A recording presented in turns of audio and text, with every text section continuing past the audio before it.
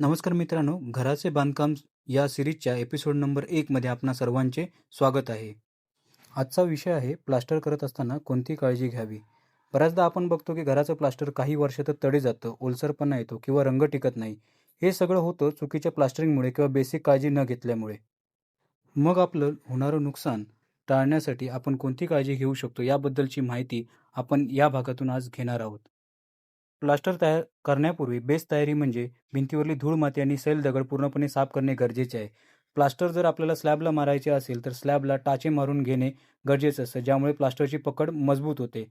त्यानंतर भिंतीवरती ज्या सुक्या भिंती असतात त्याच्यावरती पाणी मारून त्या आपल्याला योग्य प्रकारे भिजवून घ्यायच्या असतात, जेणेकरून प्लास्टरमधलं जे पाणी किंवा मिक्सरमधलं पाणी त्या ओढून घेणार नाहीत व प्लास्टरला ठिसूळ करणार नाहीत. यामुळे पण प्लास्टरला मजबूत येते. त्यानंतर येतं की योग्य मिक्सचर. एकाच 4 किंवा एकाच 5 हे प्रमाण आपण घेतलं पाहिजे. म्हणजे जसं की 1 घमेल सिमेंट घेतलं तर आपण 4 घमेल वाळू किंवा 1 घमेल सिमेंट आणि 5 घमेल वाळू या प्रमाणात आपण मिक्सचर तयार करून प्लास्टरिंगसाठी वापरू शकतो. त्यानंतर ज्यावेळेस आपण प्लास्टरला करत असताना स्लॅबला ज्यावेळेस प्लास्टर मारायचं असतं, त्यावेळी मारलेल्या टाच्यांना आपण कोरं सिमेंटचं पाणी करून मारायचं. जेणेकरून वर मारलेल्या मालाला किंवा प्लास्टरला एक पकड मिळण्यास चांगली मजबूत होते आणि ग्रिप चांगली तयार होते. प्लास्टरला लेवल देत असताना ते नेहमी 12 ते 20 एवढीच जाडीचं असायला पाहिजे. जर जास्त जाड प्लास्टर तुम्ही मारलात तर ते त्याला क्रॅक जाण्याची शक्यता सगळ्यात जास्त असते.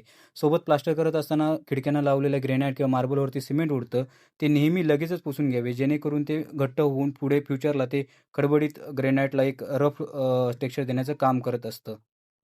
प्लास्टर झाल्यानंतर किमान 7 ते 10 दिवस त्याच्यावरती आपण चांगलं पाणी मारून क्युरिंग केलं पाहिजे, जेणेकरून प्लास्टरला क्रॅक जात नाही. त्यामुळे त्याला एक मजबूती मिळते.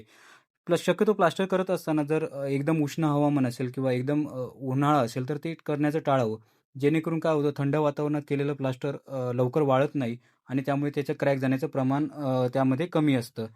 ही झाली प्लास्टर करताना नेमकी कोणती बेसिक काळजी घ्यावी याबद्दलची माहिती.